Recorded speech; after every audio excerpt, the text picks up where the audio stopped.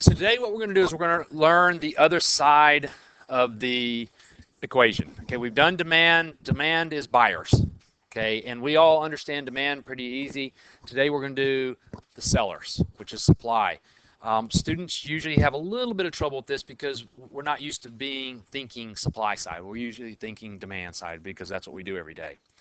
All right, but what you're going to find is it's really just the same thing, just flipped, as you're going to see here in just a second. All right, starting off with the definition. Supply is the number of units of a good or service that a seller, instead of being a buyer, we're talking about the seller, is willing and able to sell at various prices. So it's the exact same definition as demand, but we're talking about the seller, supplier, instead of the buyer, demander. Number of units of good or service that a seller is willing and able to sell at each of the various prices. I put the EK up here. It's upward sloping. We'll see that in just a few minutes here. Just like in demand, where we had a demand schedule, what we did is for the demand schedule, I was doing water bottles. I did price and I had quantity demanded. And I found out that a price of $5, $1, 50 cents, and 5 cents, y'all would have bought 2 at $5. You would have bought 11 at $1. You would have bought 15 at 50 cents. And you would have bought 21 at 5 cents. That was a single row, and that was their quantity demanded at each of the various prices.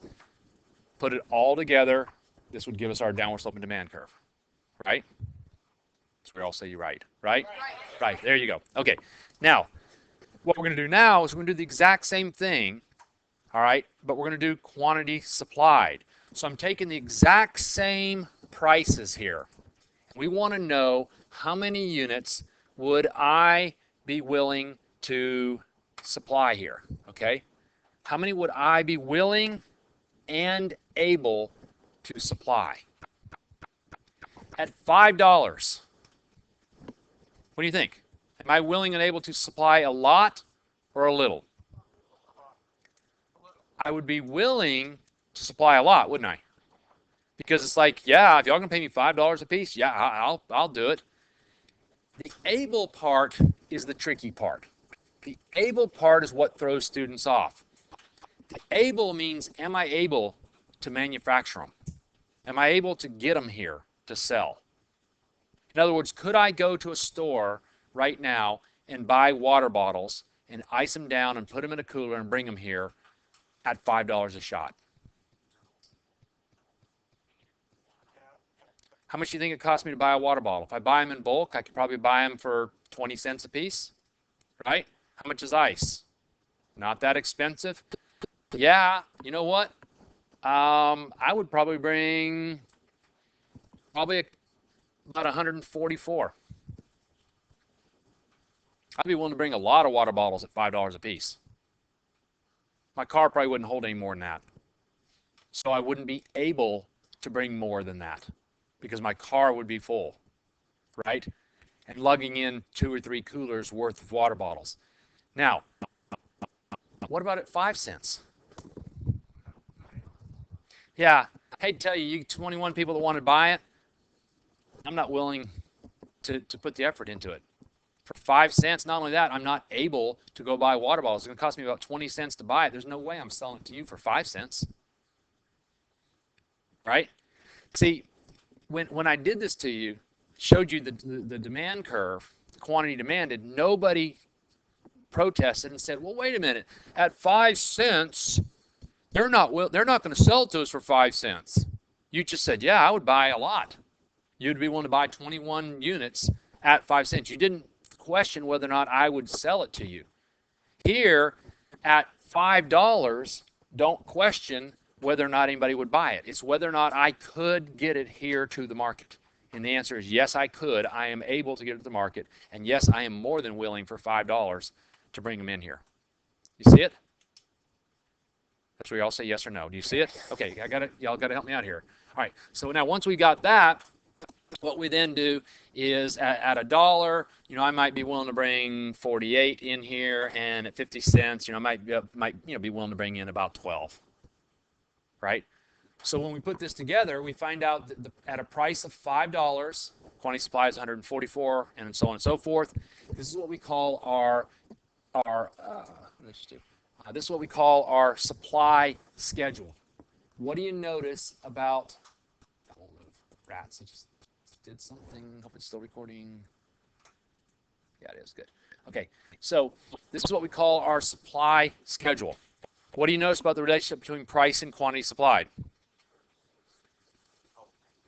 It's direct. Okay, for quantity supplied, it's direct. When price increases, quantity supplied increases. Tyler, when price decreases, what happens to quantity supplied? It decreases. Yes. Thank you. He was back there contemplating. He had his eyes closed and he was contemplating as to what happens there. Yeah. I want to make sure you got it. So there's a direct relationship. All right. So if we were to draw this guy, and by the way, that's called the law of supply. That direct relationship between price and quantity is called the law of supply. If we were to draw this guy, then he would look like this. You got price and quantity. And the way he really looks is curved like this. But ceteris paribus, how do you think we're going to draw from here on out? Straight line, just to make things simple. So from now on, supply to the sky, demand to the dirt. Right? Supply to the sky, demand to the dirt. Don't violate the law of supply or demand. Supply to the sky, demand to the dirt. I stole that from Clifford. Anybody who's watched the Clifford videos? That's how he says it. Thank you, Jay Clifford. All right, now we're going to show what happens when price changes. Just like demand, we're going to see what happens when price changes. So we're going to have a price quantity. We're going to have an upward sloping supply curve. And I want to decrease the price. If I want to decrease the price, I got to start at a high price. And with that price comes a quantity supplied. Notice I'm getting this from a point on the curve. I'm going to point this out. The last 2 years I've been pointing this out because I was seeing this frequently in class. Students mess this up. And so I started pointing out, and since then I haven't seen anybody mess this up. But for some reason, and it doesn't happen with demand curves, but for some reason I see students do this. They'll draw the supply curve. Then they'll take a price, and they'll do this. And they'll just come in the middle of nowhere. And you laugh, but seriously, I'll have 2 or 3 people every class that will do this. I'm not sure where that's coming from. Yeah. And they'll do this before I show you something else later on that could confuse you. But no. You've got to go all the way over to the curve. That's the quantity right there, not that. Right? All right, so what we're going to do now is we're going to lower the price. Over here on this guy to the left, we're going to lower the price. And what do we notice sellers are now willing to do? Sell a lesser quantity supplied. And notice I put QS here. It's because I'm talking about supply curve. Earlier I did not put QD, I just put Q. I could have, okay, way back here when I was drawing these demand curves, I found points, I could have labeled this as QD, and this is QD prime type thing. So I could have done that. I didn't. I don't know necessarily why I'm all of a sudden doing it with supply curves, but it doesn't matter. A little later on, we're going to put them together anyways. All right. Now, I'm not going to show you an increase in price. I'm assuming that you can show me an increase in price. So what I'm going to do now is I'm going to shift to shifting the curves. It took us 2 days to do demand. It's going to take us less than a day to do supply. Because if you got demand down, which you should, if you're studying each night, you should have demand down, then supply is really not that difficult. All right, so price, quantity, upward sloping supply curve. So you tell me, if I'm increasing supply, am I supplying more or less? More, yeah, I'm increasing supply, I'm supplying more. So if the axis is 0, 0, supplying more, would that be to the right or the left? It'd be to the right. You're supplying more. You're going that direction. And you don't have to draw that arrow, but you do need to show that you're supplying more. That's a shift to the right. And by the way, this is why we're not allowed to use the words up or down. Because students will say, well, supply went down. No, we're supplying more, not less. Yeah, supply went down. No, no, no. Oh, you mean supply shifted to the right. Supply increased. See it? All right. Draw a decrease in supply. Oh, question.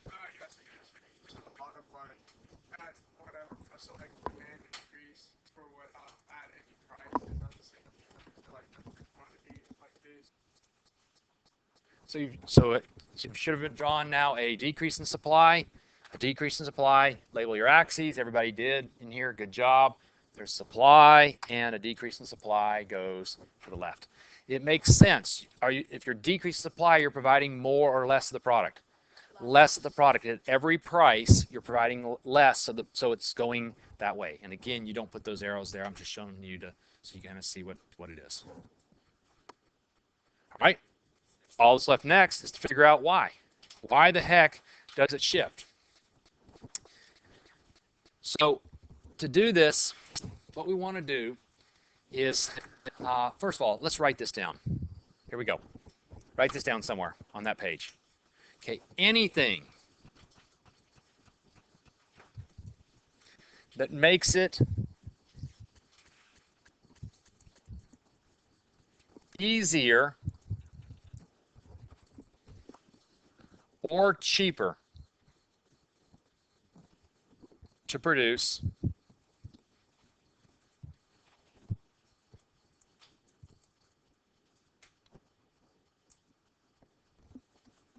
shifts supply. Which way do you think? To the right. Yep.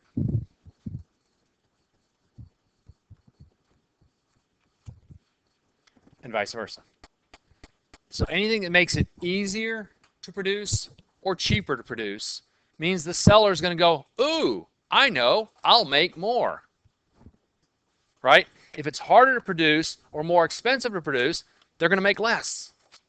So when you're going through the determinants or you're reading something, because these determinants are not, as you saw, like the bus transportation thing in the demand curve on activity 1-5. It's not like they're going to come out and flat out say, price of a substitute. You've got to be able to read this and understand what's going on. So businesses are sitting there looking at this, and they're not, this is their determinants. This is what causes supply curve to shift. But ultimately, is it easier or cheaper to produce, harder or more expensive to produce? So the first determinant, and this is a real common one, real common determinant that we're going to use all semester long, is resource prices. What do I mean by resources? Be more specific. Land, labor, capital, entrepreneurship. So when I'm talking about resources, I'm talking about the factors of production, the land, the labor, the capital, entrepreneurship.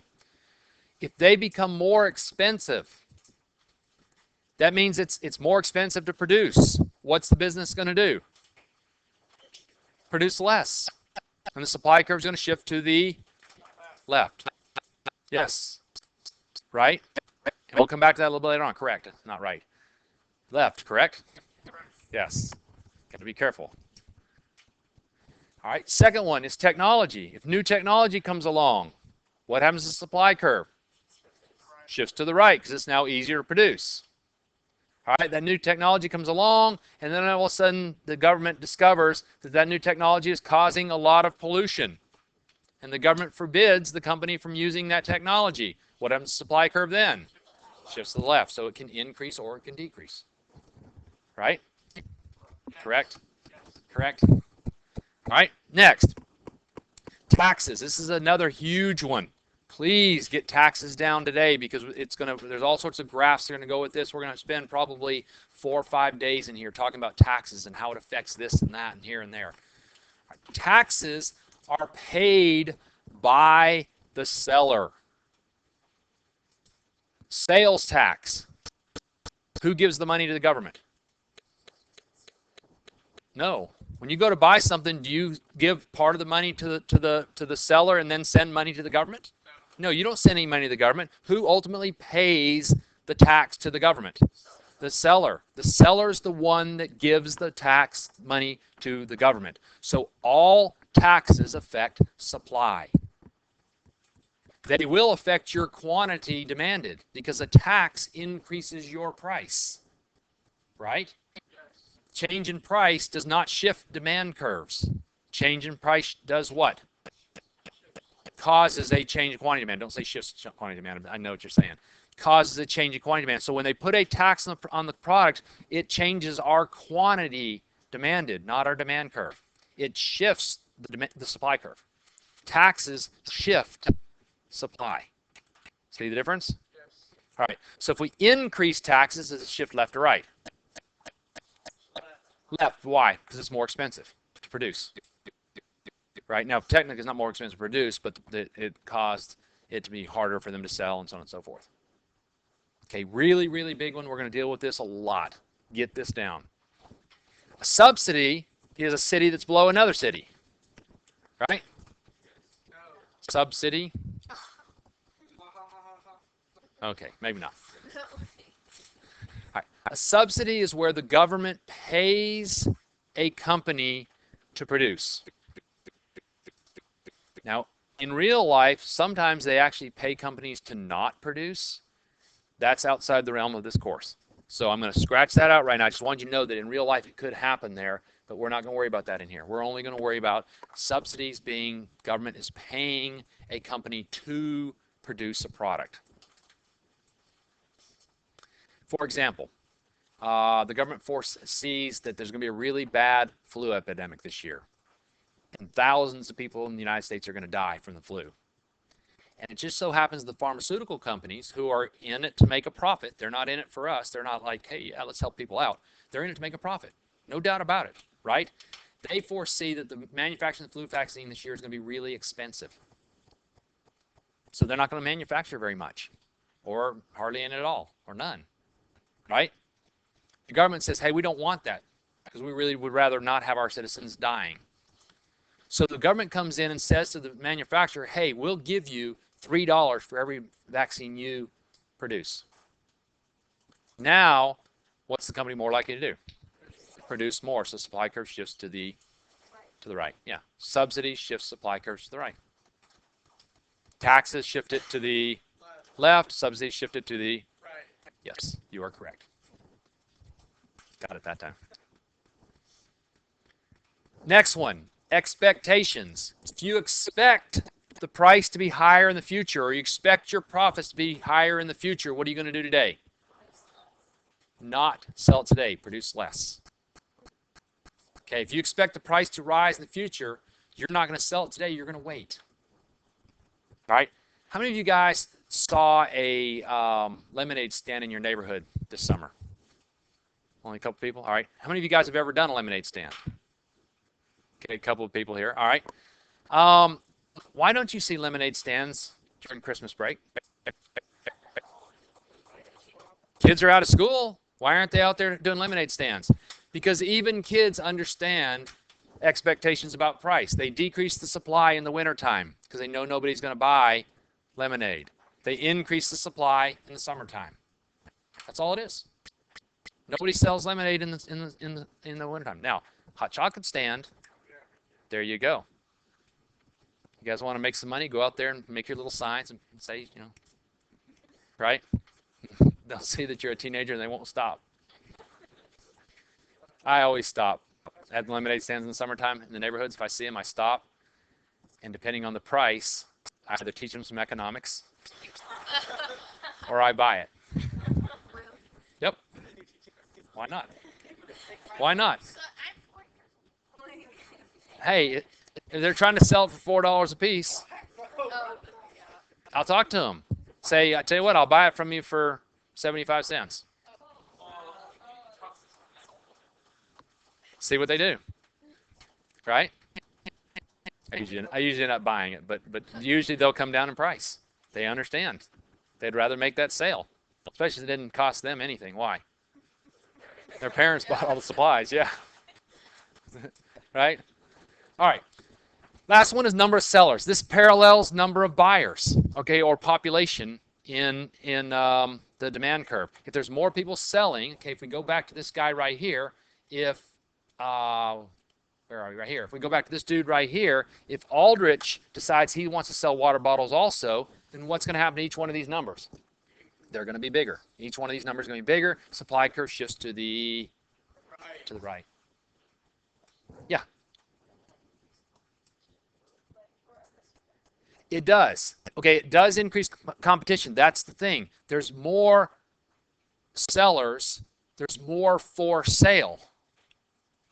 But demand is different. It doesn't mean that we're going to sell more water bottles, because really, if you look at this thing, and this is where we're going with this ultimately, is we're going to put this. So the question was, doesn't that increase? Doesn't that create more competition? All right, that was the question. I put this because the people watching the video don't know that. Okay, so yes, there is more competition out there, because now there's me. This is me, and there's Aldrich. Oops, that's Pet Mickey, and there's Aldrich, right? All right, that was my supply. Okay, so there is more people selling, but the demand over here, the quantity demanded, doesn't change. So we're now competing to sell to the same people. What we haven't done is put them together. Tomorrow we're going to do, a couple days from now, because we're going to do elasticity for next. A couple days from now, we're going to put supply and demand together on the same graph. And where they cross, X marks the spot. It's like finding a buried treasure. It's the magic, where all the magic happens. Right? So we're going to get there. That's coming. You'll see that. But yes, definitely. All right, what other questions do you have? Okay, so that is